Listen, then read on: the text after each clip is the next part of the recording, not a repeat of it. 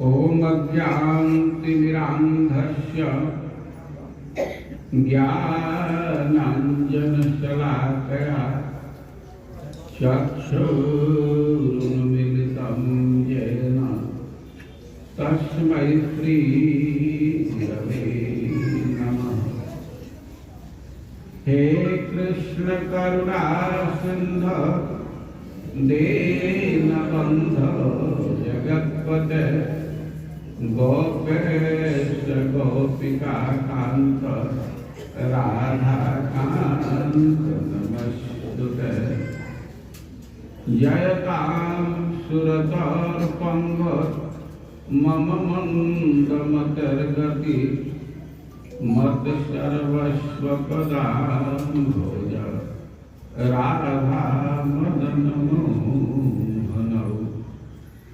तप्त कांचन गौरांगी राधे वृंदावनेश्वरी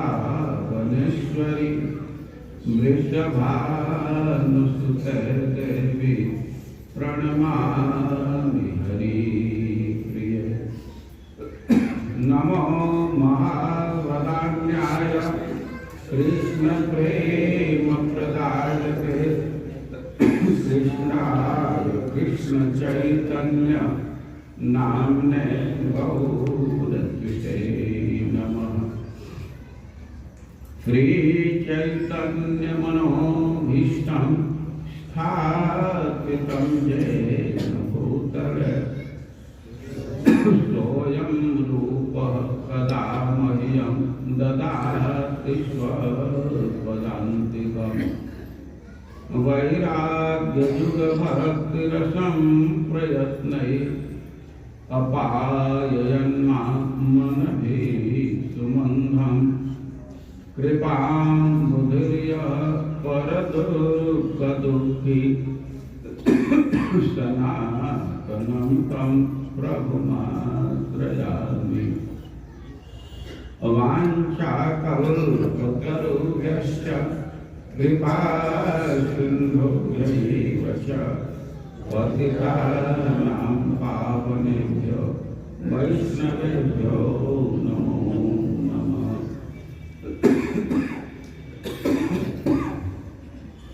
जय श्री कृष्ण चैतन्य प्रभो नित्यानंद श्री अद्वैत गदाधर श्रीवासादि गौर। हरे कृष्णा कृष्णा कृष्णा हरे हरे हरे राम राम हरे हरे। श्रीमद्भागवतम स्कंद 4 अध्याय 30 श्लोक 19। ओम नमो भगवते वासुदेवाय। ओम नमो भगवते वासुदेवाय। ओम नमो भगवते वासुदेवाय। ओम नमो भगवते वासुदेवाय। ओम नमो भगवते वासुदेवाय। ओम नमो भगवते वासुदेवाय। गृहेषु आविशता च अपि पुंसां कुशल कर्मणा मद्वार्ता यातयामाना न बन्धाय गृहा मता। गृहेष्वावृषतां चापि पुंसां कुशलकर्मणां मद्वार्ता यातयामाना न बन्धाय गृहा मतः। गृहे स्वाविशतां चापि पुंसां कुशलकर्मणां मदवार्तायातयामाना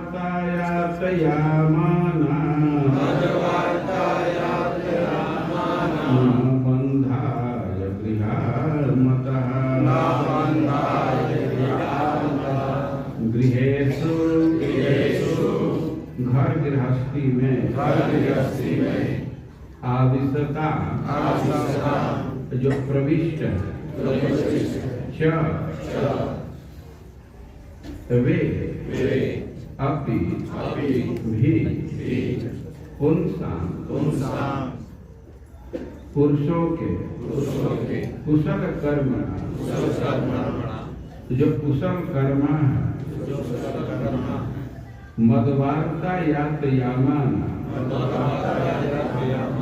जिनका समय हमारी कथा कीर्तन में व्यतीत हो रहा है नहीं बंधाय बंधन के लिए गृह घर गृहस्थी माता माना गया। आप लोग पीछे से अनुवाद बोलिए। जो व्यक्ति घर गृहस्थी में प्रविष्ट है लेकिन यदि वह कुशल कर्मा है और उसका समय भगवान के कथा कीर्तन में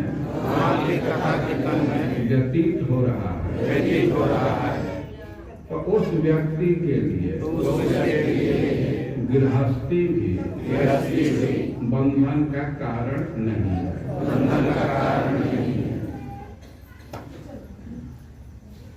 यह वाक्य भगवान बोल रहे हैं,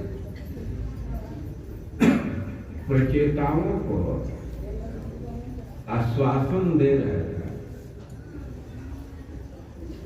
कि व्यक्ति कुछ नियम को रख अपना जीवन शैली कुछ विशेष रख और गृहस्थी में रहते हुए बंधन से मुक्त है।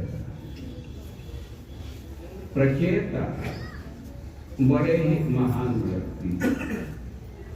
श्रीमद् भागवतम में प्रचेताओं के विषय में प्रश्न किया। सूत गोस्वामी विदुर जी प्रश्न किए, केते प्रचेततो नाम, कौन प्रचेता है, किसके वंश में जन्म लिया। और मैत्रेय ऋषि उत्तर दिए,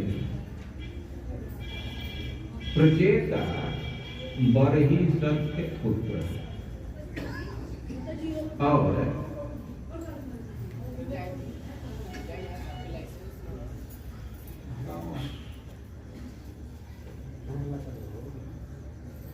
उनके माँ का नाम सतत ध्रुति है, पिता का नाम बरही सत और माँ का नाम सतत ध्रुति। और दोनों बड़े ही महान व्यक्ति।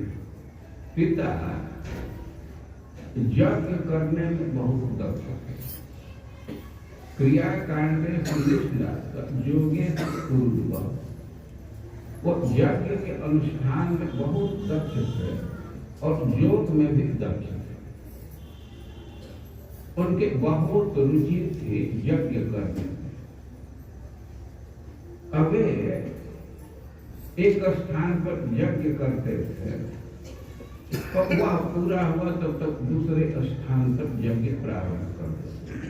यज्ञ का विधान है कि कूस के चट्टाई पर बैठ करके आहुति दिया जाता है और चट्टाई भी कूस के जड़ के साथ होना चाहिए। अभी आप लोग बाजार से लाते हैं कूस की चट्टाई तो उसमें प्राय जड़ नहीं होता, लेकिन अब उसके लिए स्पेशल ऑर्डर देंगे या उसकी मांग करेंगे तो वैसा भी सुलभ होता है। और विधि यही है कि चट्टाई में जड़ होना चाहिए। कुश का शोर होना चाहिए।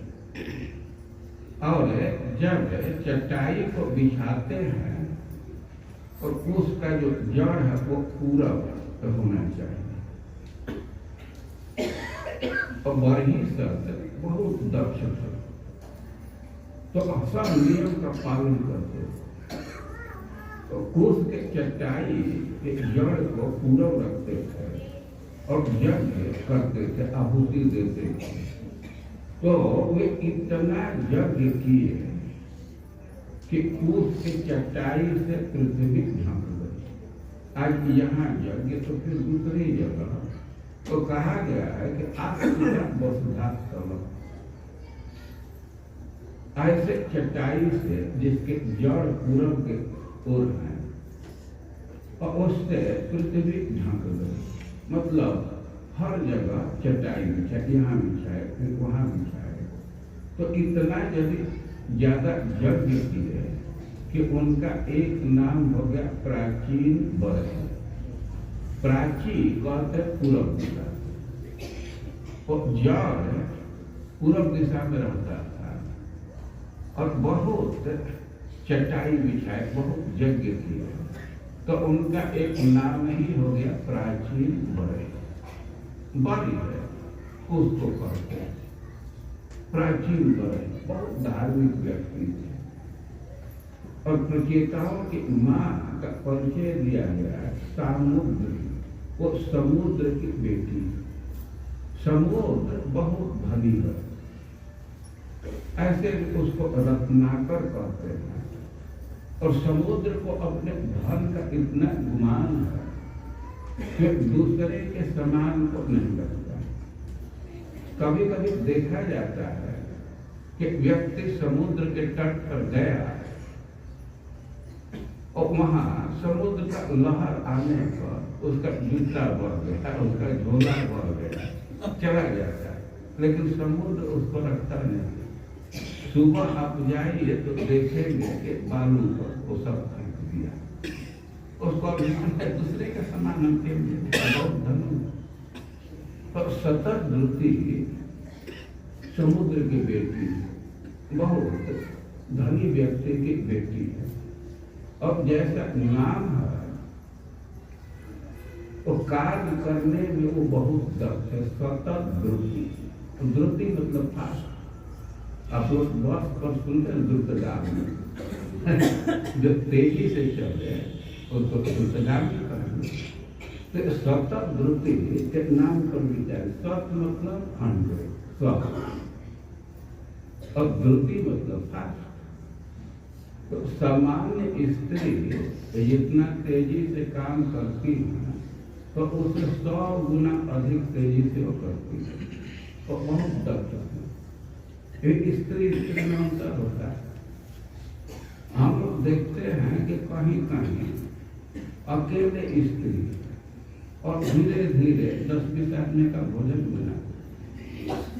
और कभी कभी हम लोग देखते हैं कि 1 दर्जन स्त्रियां लगी और वहां जाने पर भी खटर पटर चल रहा है, कुछ प्रतीक्षा करना पड़ता है और अंतर होता है।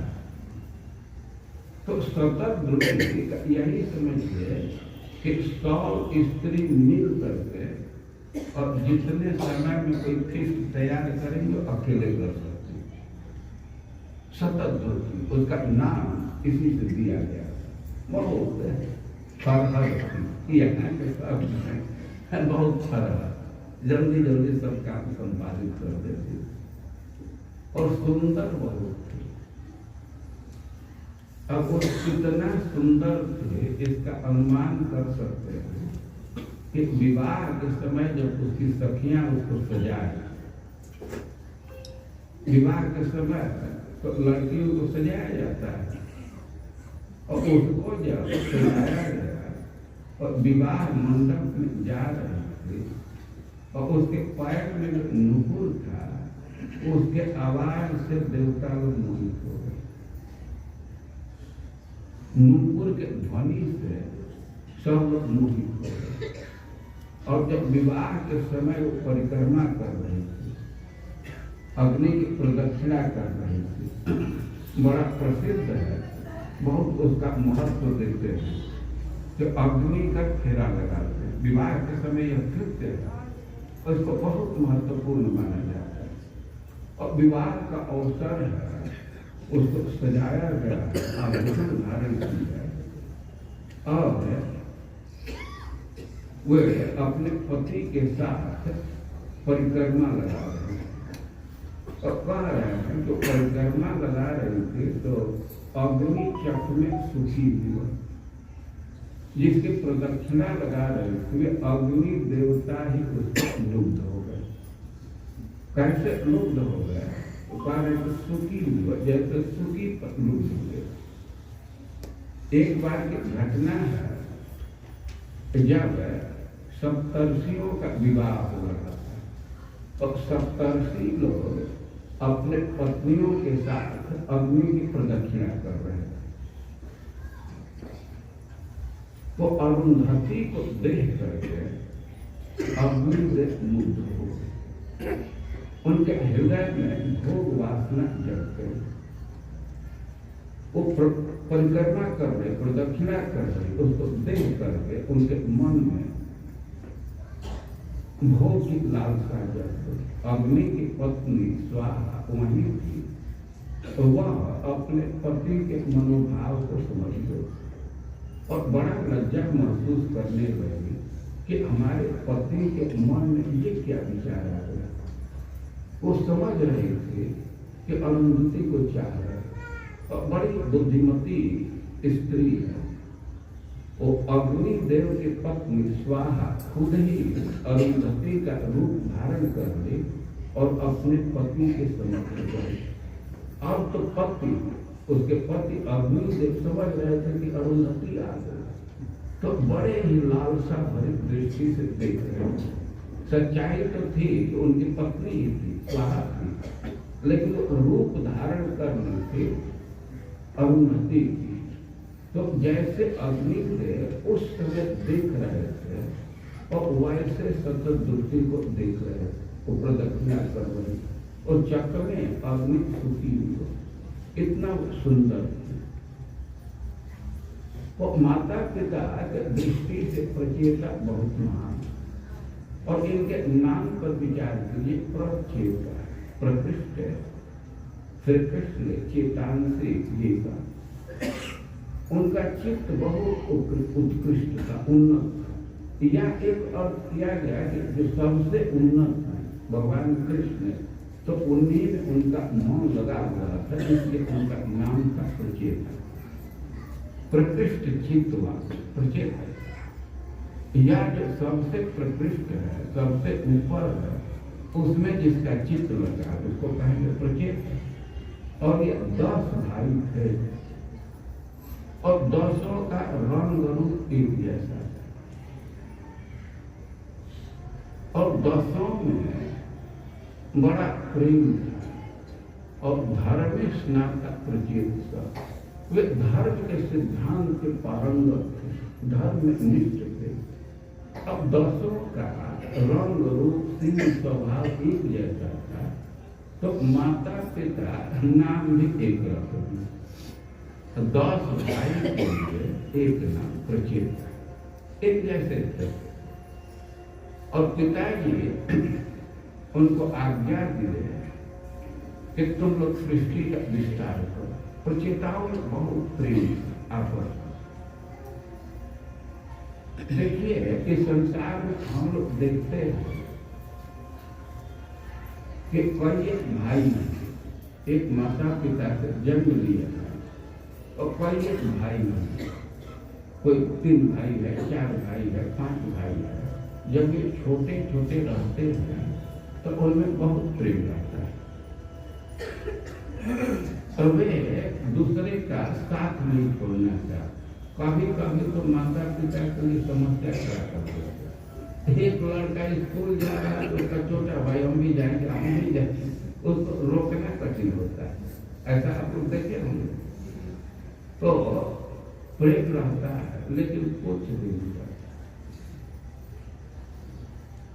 जब तक विवाह नहीं हुआ है तब तक तो प्रेम रहता है। और घर में श्रीमती जी आ गई तब सोच लेती है प्रेम अपनी तरफ। और कभी कभी तो यह स्थिति होती है कि प्रेम की बात तो दूर है, उनमें विरोध चालू हो जाए। कहते हैं ना कि भाई में मित्र, भाई में मित्र, और छोटे छोटे रहते हैं तो एक साथ रहना चाहते, लेकिन बड़े हो गए तब कभी कभी मिल लेते, या कभी फोन कर दिए तो उसी को समझते हैं कि बड़ा प्रेम कर। और कभी कभी तो यह स्थिति है कि दो भाई हैं तो कभी मिलते जुलते नहीं। अब कभी कभी संयोग हो जाता है तो कचहरी में दोनों दिखते हैं। अब नंबरी का भाई डेट है सब भाई वहां पर इस संसार में भाइयों को प्रेम है, लेकिन अस्थायी नहीं। कुछ दिन के बाद वो प्रेम शिथिल हो जाता है, लेकिन प्रचेताओं का प्रेम बना रहा। और 10 भाई हैं, बहुत प्रेम करते हैं, एक साथ रहते हैं। पिताजी आज्ञा की है कि तुम लोग सृष्टि का विस्तार करो, तो वे लोग पिता की आज्ञा को शिरोधार्य किए और तपस्या के लिए निकल गए।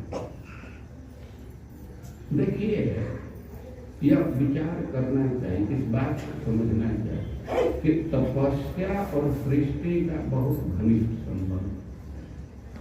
जो व्यक्ति तपस्या का जीवन व्यतीत करता है तो वह सुंदर सृष्टि करता है, उसके सृष्टि की शक्ति अधिक होती है, क्षमता भी अधिक है और सृष्टि भी सुंदर करेगा। इसी से श्रील प्रभुपाद जी बहुत जोर दे करके कहते हैं गृहस्थों से कि गर्भाधान संस्कार से पहले जप करो, तप करो, तब सुंदर संतान की प्राप्ति होगी। भगवान भी इस सिद्धांत को बोले, वे अपने मुख से कहे कि हम तो तपस्या से सृष्टि करते हैं। तपस्या का बहुत घनिष्ठ संबंध।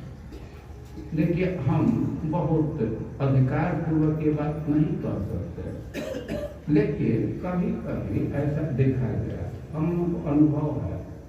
कई लोग विश्वविद्यालय में दवा कराने के लिए जाते थे, तो हम लोग भी साथ में जाते थे, वहाँ विद्यार्थी थे।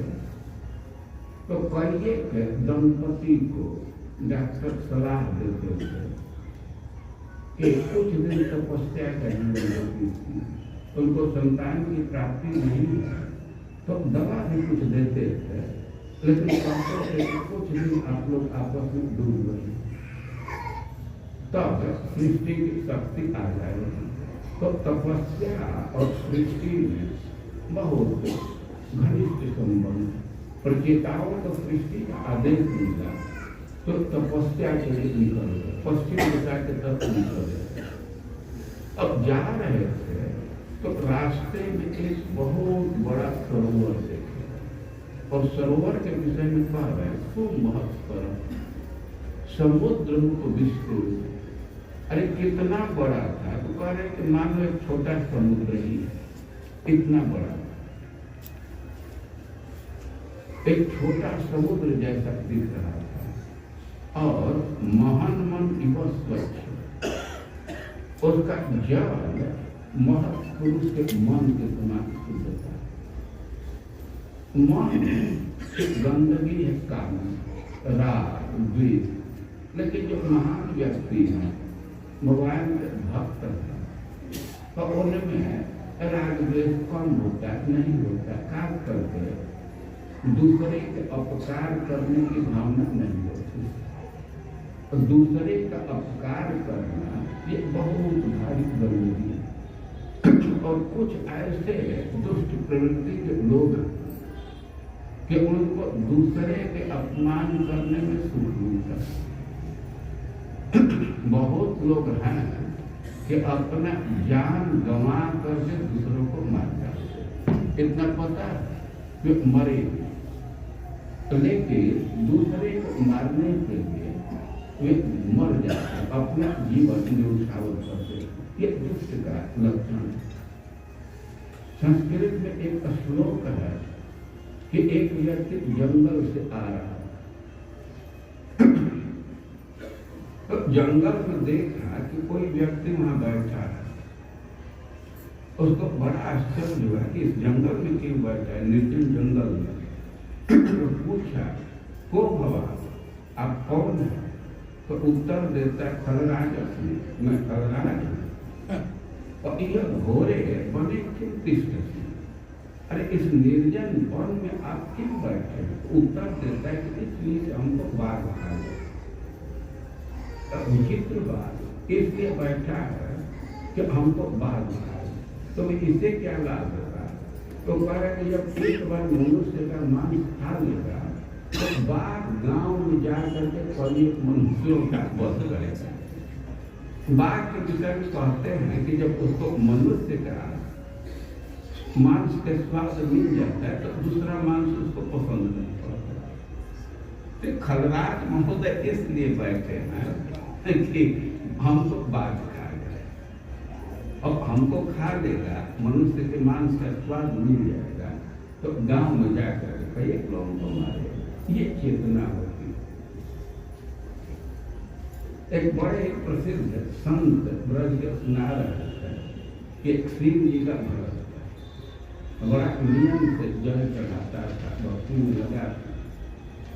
अब शिव जी उसके भक्ति से प्रसन्न हो गए और प्रकट हुए, कहे कि बर और शर्त रखे कि जो तुमको बर दूंगा तो तुम्हारे भाई को दूना प्राप्त होगा।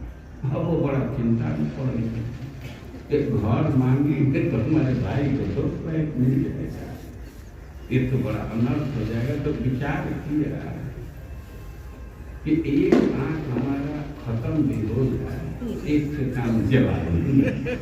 तो विचार करके बर मांगा कि हमारा एक आंख नष्ट हो जाए, इस आशय से कि हमारे भाई का दोनों खत्म हो जाएगा।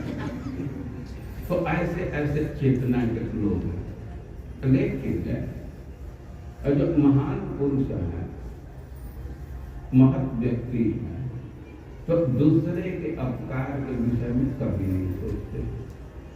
या दूसरा उनका अपकार कर दिया तो उसको याद नहीं रखते। आप भगवान राम के लीला में पढ़ते हैं कि उनका वनवास हो गया, 14 साल के लिए वन में गए। भरत राज्य नहीं लेना चाहते, भगवान उनको खूब समझाए, कितना दिन 10 और 4 बरस तो रहना है, तो कब हम समय से लौट आएंगे। भरत जी को आश्वासन दिए, भरत जी कहे कि ठीक है, आपके आज्ञा से 14 साल प्रतीक्षा कर रहा है, लेकिन 14 साल से बाहर समय जाएगा, 14 साल के अंदर नहीं आए तो मैं अपना प्राण त्यागूंगा।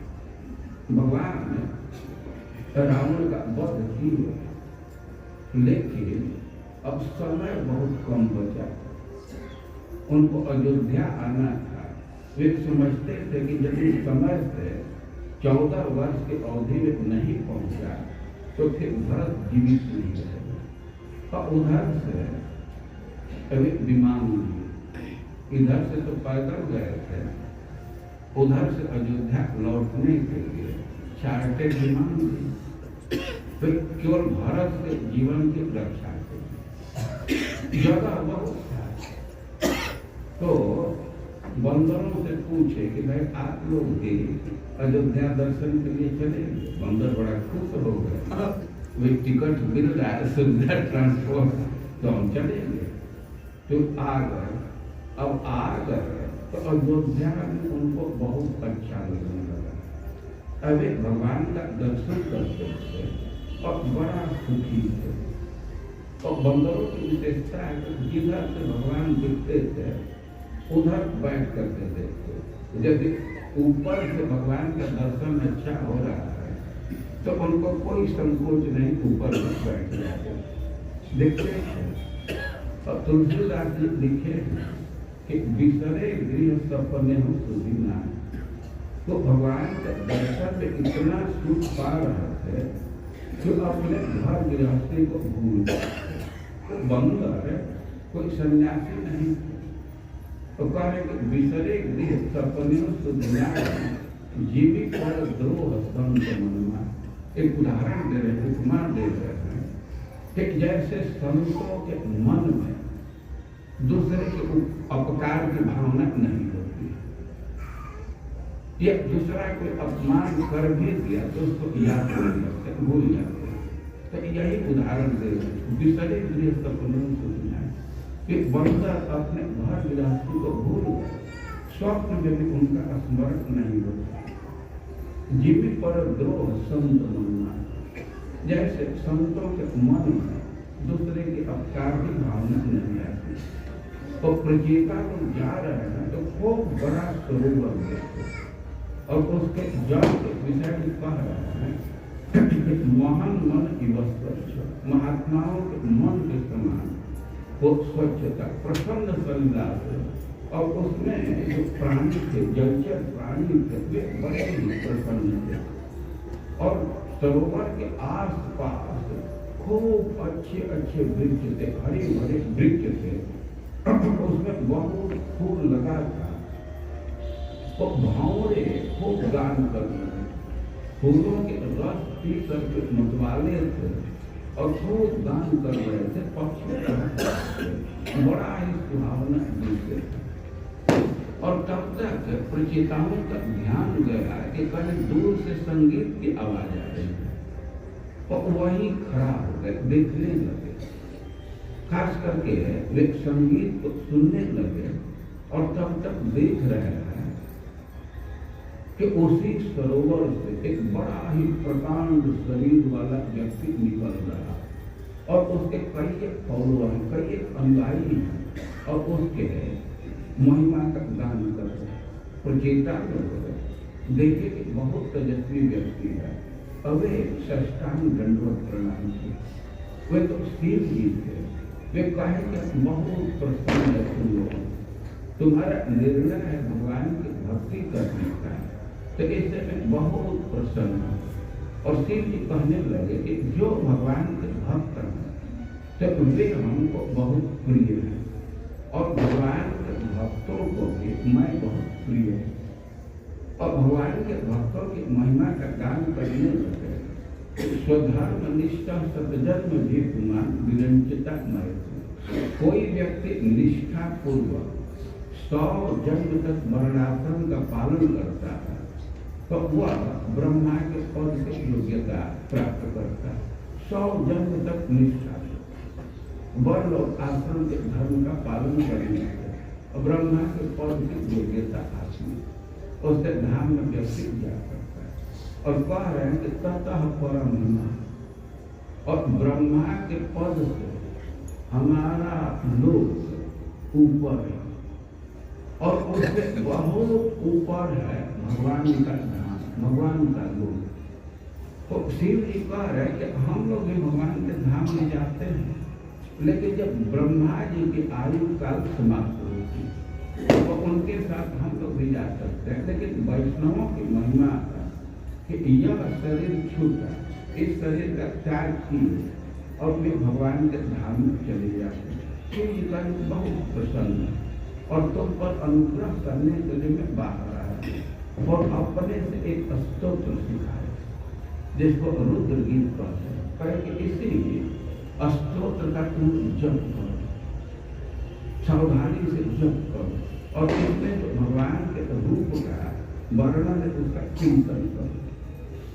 शिव जी की बात मान करके उस मंत्र को स्वीकार किए प्रचेता और समुद्र के निकट चले गए। कोई बाधा न हो तो अंतर उदल ये समुद्र में प्रवेश करके आकांक्ष जल में खड़ा होकर के और उस स्तोत्र का जप करने लगे। 10 वर्ष सहस्रान अवे 10,000 वर्ष तक उस स्तोत्र का पाठ किया और उसका परिणाम हुआ कि भगवान उनके सामने प्रकट हो गए। भगवान प्रकट हुए और प्रचेता लोग भगवान को देख कर बड़े ही प्रसन्न हुए। भगवान प्रकट हुए तो उनके शरीर से कांति निकल रही थी। तेसम आविर्भूत कृष्ण शांति सुपर्ण स्कंद मार। भगवान वरुण जी के पीठ पर बैठे थे और वे बहुत सुंदर लग रहे थे। मेरु श्रृंग विमान, ऐसा लग रहा था कि सुमेरु पर्वत पर कोई बादल बैठा। पीतवासा मणिग्रीव कुरुवन विधिमिरा दिशा, वे पीताम्बर धारण किए थे, कौस्तुभ मणि धारण किए थे। तो इससे दिशाओं का अंधकार दूर हो रहा था। उसकी चमक भुजाएं थी और जो माला पहने थे इतना सुंदर था कि मानो लक्ष्मी जी से कंपटीशन ले रहा। मोटी मोटी भुजाएं थी। उनको दर्शन करके प्रचेता बड़े प्रसन्न हुए और बड़े ही स्नेह भरी दृष्टि से भगवान प्रचेताओं की तरफ देख रहे थे। और भगवान उनसे कहने लगे, वरम भृणेषु भद्रम यूयम में नृपनंदन सौहार्दे न पृथक धर्मा तुष्टो हम सहृदय नव। कह के तुम लोग वर मांगो, तुम लोगों को आपस में सौहार्द है, प्रेम व्यवहार है, इसे मैं बहुत संतुष्ट हूँ। और कहे कि योनुस्मरति संध्या दुष्मान अनुदिन, जो तुमको संध्या और शाम में स्मरण करेगा तस्य भ्रातृस्व आत्मसाम्य तथा भूतेषु सौहृदः। तुम लोगों का स्मरण करने का फल होगा कि व्यक्ति में भाई के प्रति प्रेम बढ़ जाएगा और दूसरे जीवों के प्रति भी सौहार्द बढ़ जाएगा। तुम्हारे स्मरण का एक फल होगा। और वे कहने लगे, जो व्यक्ति रुद्र गीत का पाठ करता है तो उसको मैं बहुत सुंदर बुद्धि प्रदान करता हूँ। आगे वे कह रहे हैं कि यदि यूयम पितरा देशम अग्रहित मुदान्यता अथोव उपति के लोकान अनुवर्णित। भगवान कह रहे हैं कि तुम लोग प्रसन्नता पूर्वक अपने पिता के आज्ञा को शिरोधान किए, अपने पिता के आज्ञा का पालन किए, तो इसलिए तुम्हारा जस बहुत फैलेगा, सब लोगों में जस फैल जाएगा। और भविता विस्तृतः पुत्र, तुमको एक पुत्र होगा जो गुण में ब्रह्मा से कम नहीं होगा।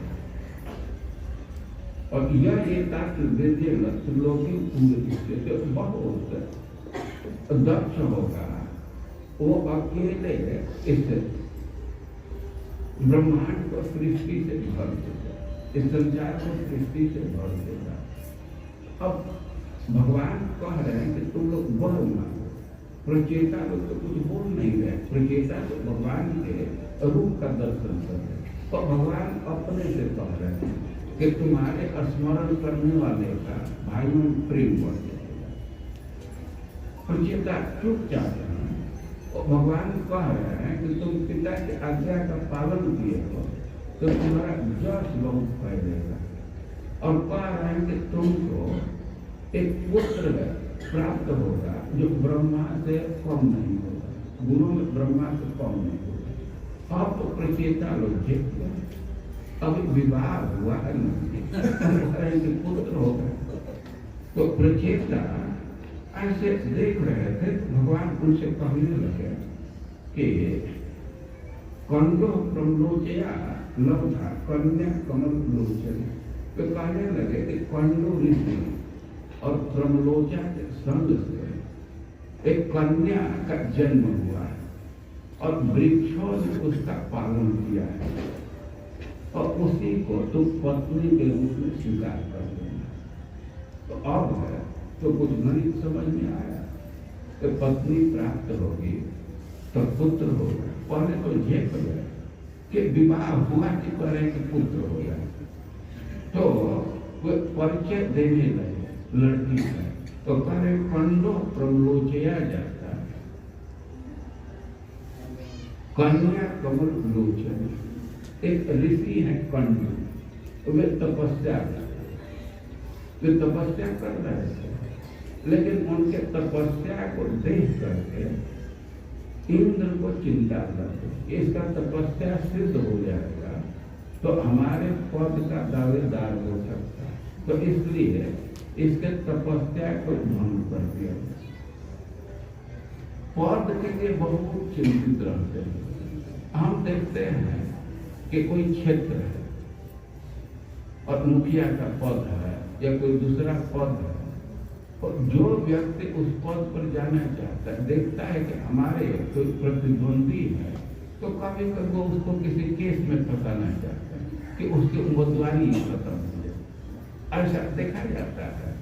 तो कंडो ऋषि तो अपने तपस्या में थे, लेकिन इंद्र को चिंता लग गई कि हमारे पद का प्रतिद्वंदी बन सकता है, तो इसलिए तपस्या को खंडित कर देते हैं। वे स्वर्ग से एक अप्सरा को भेजे, प्रमलोचा नाम की अप्सरा को।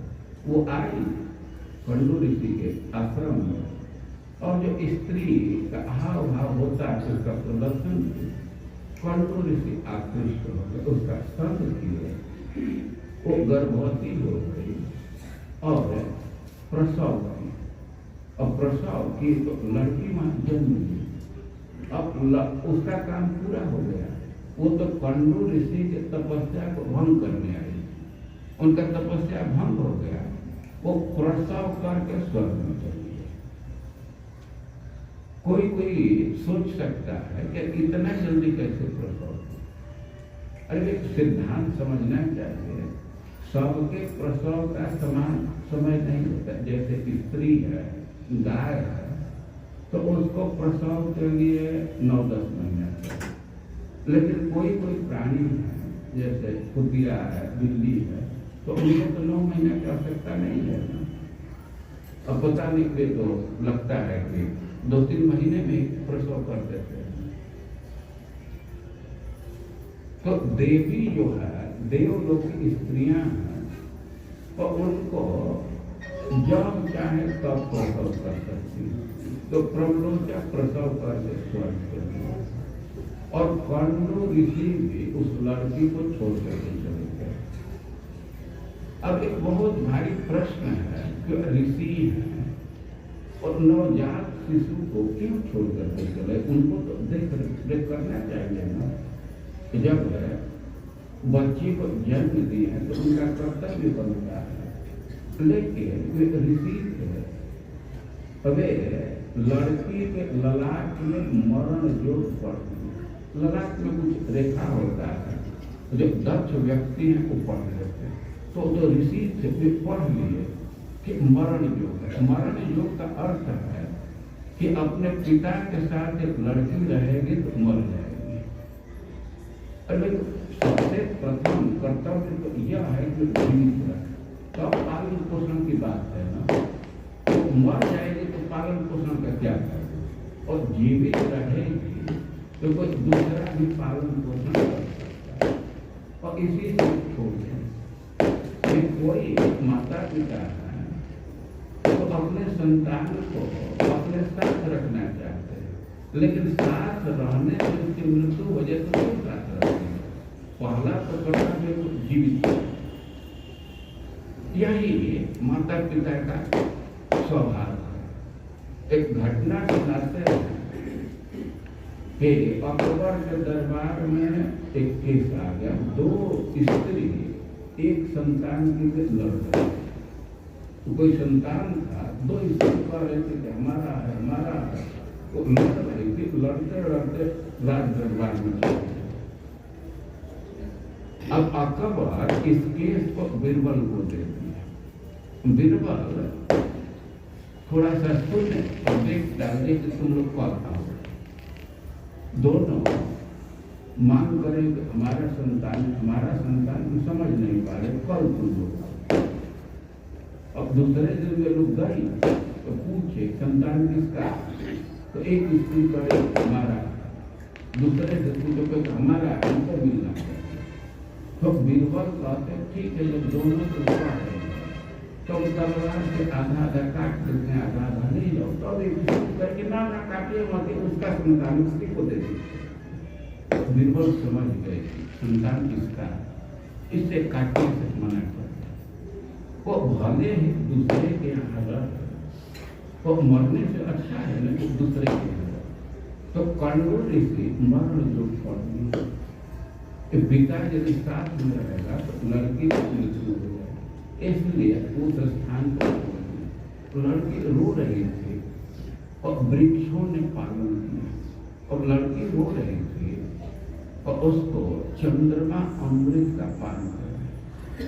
तो थोड़ा विचार कि जिस लड़की का जन्म के समय अमृत पीने को, जन्म के समय कुछ औषधि पिलाते उसका असर आता है ना। बहुत पहले प्रचार चल रहा था दीवार पर कि जन्म बूटी पिलाइए, कुछ उसका भय नहीं होगा। और जिसको सीधे अमृत पिलाया गया और पर्यावरण, खुला पर्यावरण में जिसका पालन हुआ, वृक्षों ने पालन किया, तो स्वाभाविक सुंदर हुई। तो अब लक्षण जो है कमल लोचन, बहुत सुंदर थे। और भगवान कहे कि उसको तुम लोग पत्नी के रूप में स्वीकार करना, वृक्ष लोग प्रदान करेंगे तो मना मत करना, उसको पत्नी के रूप में स्वीकार करना। अब एक पुत्र होगा, पत्नी की बात हो गई, लेकिन फिर भी प्रचेताओं के मन में असंतोष है कि जो गृहस्थी बंधन का कारण है, तो भगवान हम लोगों को गृहस्थी में क्यों डाल रहे हैं। अब उनके भावना को देख करके भगवान बोल रहे गृहेश्वा विशता विचार, तो जो व्यक्ति गृहस्थी में प्रविष्ट है लेकिन पुंसा कुशल कर्म, यदि वह कुशल कर्मा एक सब और मदवार्ता याद जिसका समय मेरी कथा कीर्तन में जा रहा, तो न बंधाय गृहमता, और उस व्यक्ति के लिए गृहस्थी भी बंधन का कारण नहीं बनता। वे शब्द को समझना चाहिए। कुशल कर्म, व्यक्ति को कुशल करना है। कुशल करना का अर्थ यह है कि ऐसे काम करे कि बंधन में न पड़े। जब कर्म करते हैं तो उसका बंधन होता है, लेकिन एक स्थिति है कि उस चेतना में कर्म को करेंगे तो बंधन नहीं होगा। भाई सिद्धांत को समझना चाहिए। क्रिया में बंधन नहीं है, भावना में बंधन। एक ही क्रिया के लिए तो किसी किसी को दंड दिया जाता है और उसी क्रिया के लिए किसी किसी को फीस दिया जाता है। कोई चोर डाकू है, किसी के पेट में छुरा मार तो उनका जेल हो जाएगा, और डॉक्टर छुरा मारेगा तो उसका बिल बन जाएगा। देखते हैं पेट फाड़ रहा तो उसका बिल बन जाएगा। और अंतर होता है। कोई व्यक्ति किसी की हत्या कर है उसका प्रत्यक्ष हो जाए, लेकिन वही कमांडो वाले, बीएसएफ वाले जो किसी आक्रमणकारी की हत्या कर दे तो उनका प्रमोशन हो। हत्या तो दोनों की है, लेकिन परिणाम में अंतर होगा। और कुशल कर्म का अर्थ है कि ऐसे कर्म करे कि बंधन न हो। नारद इस बात को समझाए हैं कि एवं जनाम प्रिया योगा सर्वे संस्कृति हेतु। इस संसार में जो भी हम काम करते हैं तो उसका बंधन होता ही, लेकिन तो विनाश आया कल्पन से कल्पिता पर। लेकिन यदि उसको भगवान से जोड़ दो तब बंधन नहीं होगा। अरे कैसे? स्पष्ट नहीं हो रहा है। तो नारद उदाहरण देकर के इसको समझा रहे हैं, कह रहे हैं कि जिस चीज से कब्ज हो जाता है क्या उसी से उसकी चिकित्सा नहीं हो जाती है? बस दूध है और उसको खूब गाढ़ा करके खाइए, कब्ज हो जाएगा। लेकिन उसी दूध को दही बनाइए, उसको छाछ बना दीजिए, थोड़ा काला नमक, जीरा पाउडर डाल दिए तो वही कब्ज को दूर करने वाला है। अंतर हो रहा है। तो करे कुशल कर्म। जब व्यक्ति कर्म कर रहा है लेकिन अपने को कर्ता नहीं मानता, अपने को भोक्ता नहीं मानता, उस पर कर्म का बंधन नहीं।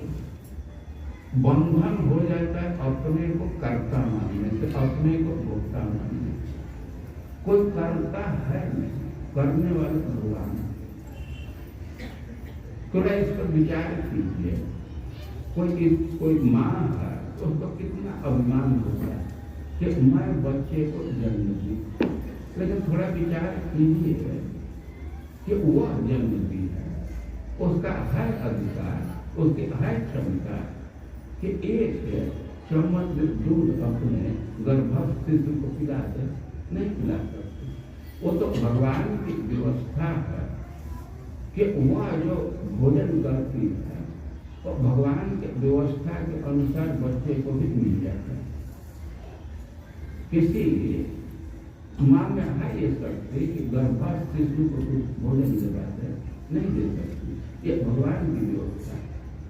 और भगवान जन्म देने वाले, भगवान सब करते, फालतू का व्यक्ति अभिमान कर लेता है और इसमें बनता है। तो चेतना में रहना चाहिए कि हम करने वाले हैं, भगवान हमसे करा रहे, हम भगवान के तंत्र। भगवान का जिम्मेवारी है दुनिया का पालन करना, तो अपने जिम्मेवारी में हम 2 बच्चों का, एक परिवार का पालन पोषण करने का भार हमको दे दें, तो हम तो भगवान के एक यंत्र, हमसे करा रहे। और इस भावना में कार्य करेंगे तो भोग का अधिकार ही नहीं, अब करने वाले ही नहीं है तो भोगने वाले कहाँ से? तो जो कर्तापन और भोक्तापन के भाव से दूर रहेगा तो उस पर बंधन नहीं करता। तो इस चेतना में रह करके कार्य करना, कुशल करना। और एक बात और कह रहे हैं कि मदवासा या पियामा, जिस व्यक्ति का समय हमारे श्रवण कीर्तन में जाए, 2 कार्य करेगा, 2 शर्त को पूरा करेगा तो न बंधाय गृहम, गृहस्थी उसका बंधन नहीं है। गृहस्थी को जेल जैसा कहा गया। तो ब्रह्मा जी कह रहे हैं तावत कारा गृहम, घर तब तक जेल है, राग तब तक बंधन है जब तक न के कृष्ण तेजन, जब तक व्यक्ति कृष्ण का नहीं हो जाता।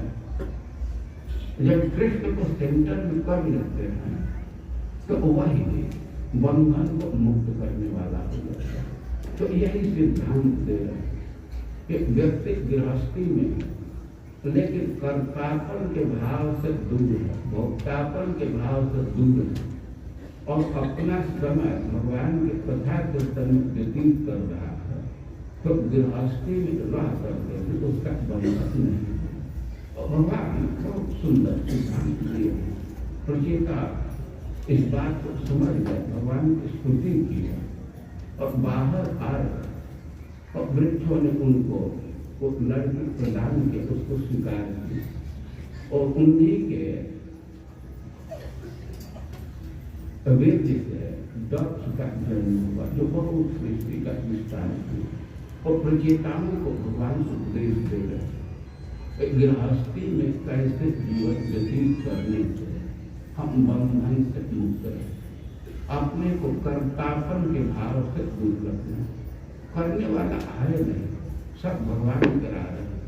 तो व्यक्ति को इस चेतना में रहना चाहिए कि हमसे भगवान करा रहे हैं और भगवान करा रहे हैं तो मालिक तो आप नहीं हुए ना। कोई कंपनी वाले हैं अपने स्टाफ से कुछ काम करा रहे हैं तो घाटा लाभ कंपनी का हुआ ना, स्टाफ को तो केवल वेतन का अधिकार, वो कर्ता पर नहीं है, भोक्ता नहीं हो सकते। भगवान को अर्पित करना चाहिए और भगवान के प्रसाद के रूप में ग्रहण कर सकते हैं। तो बहुत सुंदर सिद्धांत दिए गृहस्थी के जीवन में कैसे रहना। और भगवान ने जगह जगह पर उपदेश दिए हैं। हम तो एक बात को यहाँ प्रस्तुत करने का प्रयास किया अभी कल के प्रतिश्रुति के अनुसार यदि कुछ लोग नाम लिखाए होंगे तो यहाँ उपस्थित तो जल्दी जल्दी आकर के अपना माला ग्रहण करना। लेकिन सब लोग एक साथ सुन लीजिए कि माला जप करने की कुछ विधि है। एक माला है तो इसमें 108 मन का होता है और एक और मन का होता है, उसको सुमेरु कहते हैं। तो माला को 3 अंगुली से पकड़ना होता है, बीच के 2 अंगुली अंगूठा से, और ये एक अंगुली को माला से दूर रखना होता है। और झोली में ऐसी व्यवस्था है कि स्वतः ये माला ये अंगुली दूर हो जाता है और झोली में माला को रख करके जपना मिला करो। तो सबसे पहले सुमेरु को पकड़ते हैं और अच्छा होगा कि एक बार चैतन्य महाप्रभु का मंत्र बोलना चाहिए। जय श्री कृष्ण चैतन्य प्रभु नित्यानंद श्री अद्वैत गदाधर श्रीवासादि गौर भक्तवृंद। चैतन्य महाप्रभु का स्मरण करते हैं तो जब उन्हें प्रवृत्ति बनती और अपराध नहीं होता। तो एक बार सुमेरु पकड़ करके चैतन्य महाप्रभु का मंत्र लेंगे। जय श्री कृष्ण चैतन्य प्रभु नित्यानंद श्री अद्वैत गदाधर श्रीवासादि गौर भक्तवृंद। और इसके बाद महामंत्र का जप। तो प्रत्येक मनका पर पूरा मंत्र बोलना चाहिए। एक मनका पकड़ तो पूरा मंत्र बोल करके तब आगे बढ़ना है। एक पकड़े तो पूरा मंत्र 16 मंत्र हरे कृष्णा कृष्णा कृष्णा हरे हरे हरे राम राम राम हरे हरे। पूरा हो गया। दूसरा मंत्र पकड़ेंगे और फिर मंत्र बोलेंगे हरे कृष्णा कृष्णा कृष्णा हरे हरे हरे राम राम राम। तो एक एक बढ़ाते जाएंगे। 108 बार बोलेंगे तो फिर सुमेरु सामने आ गया। वह शिष्टाचार है कि सुमेरु को पार मत कीजिए। अंगुली पर माला को ही घुमा दी। अब सुमेरु पीछे हो गया। फिर वैसे ही जप कीजिए।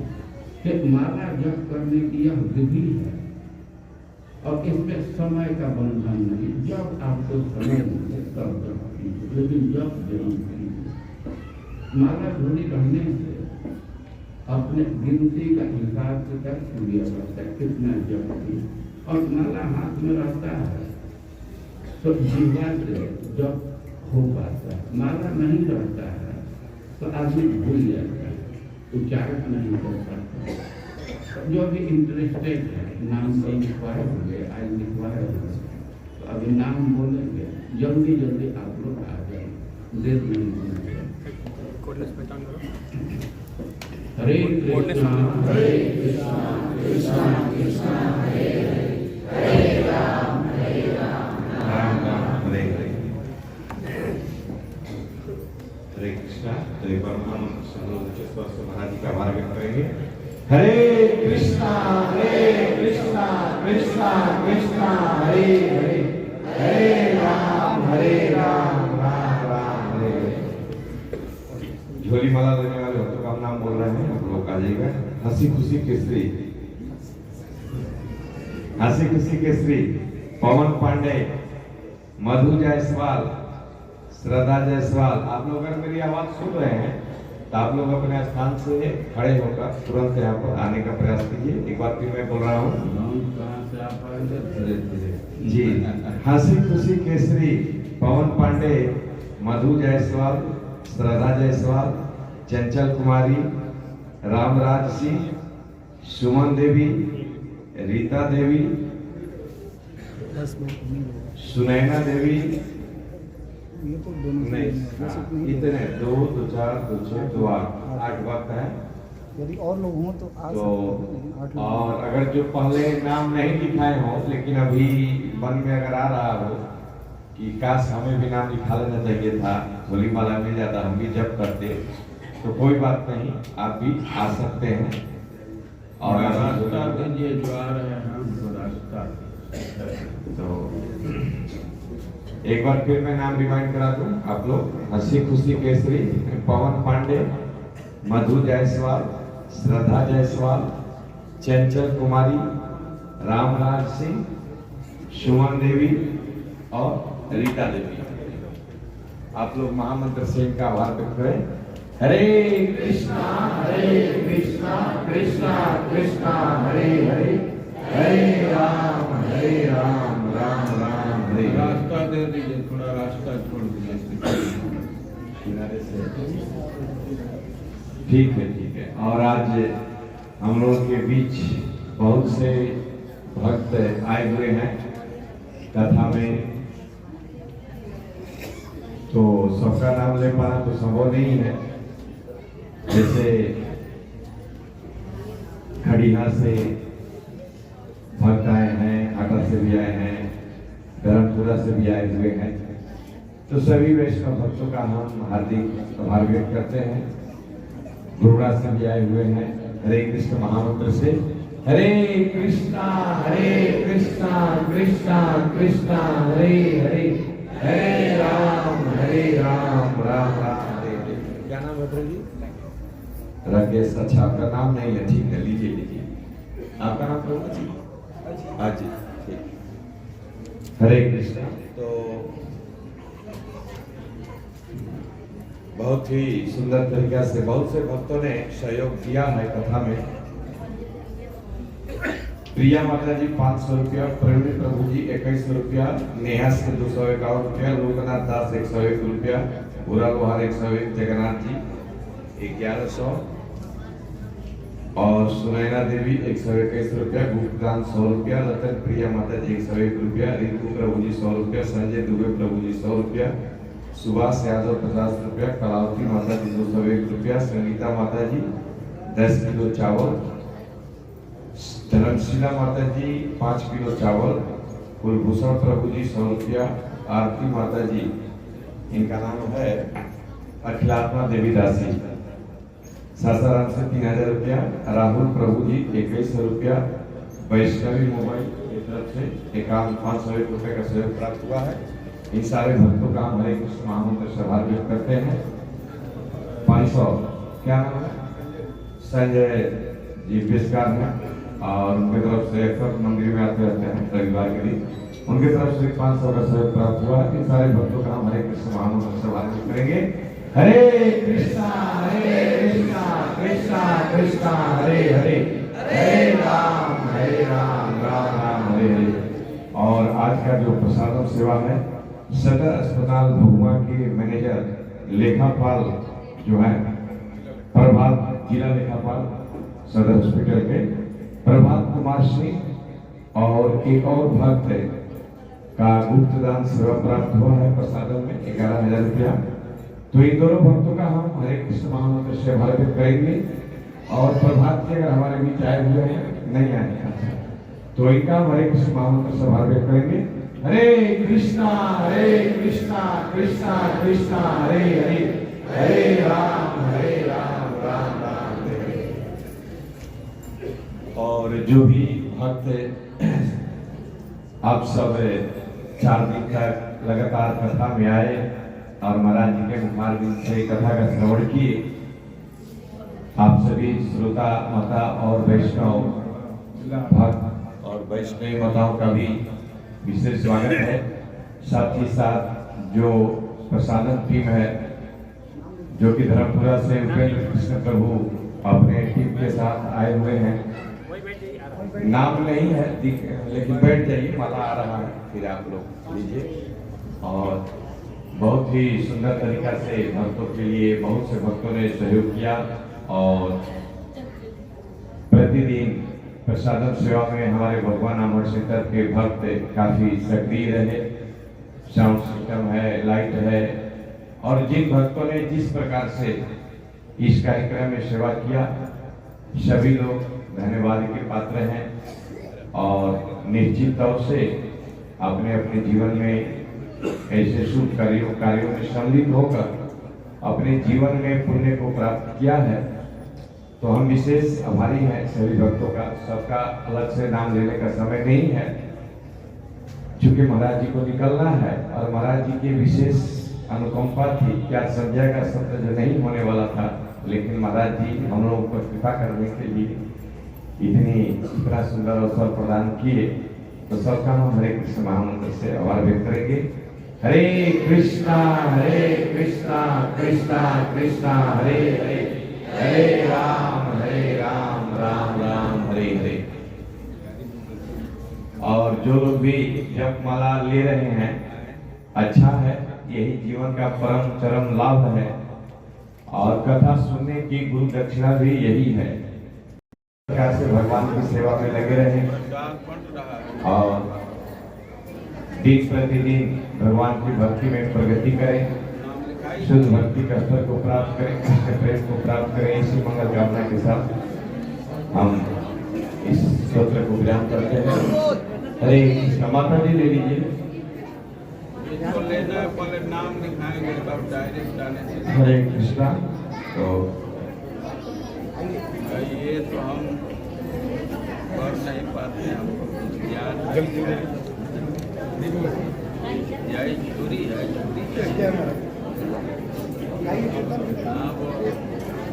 आप काटिए खाइए, हमको पता नहीं है।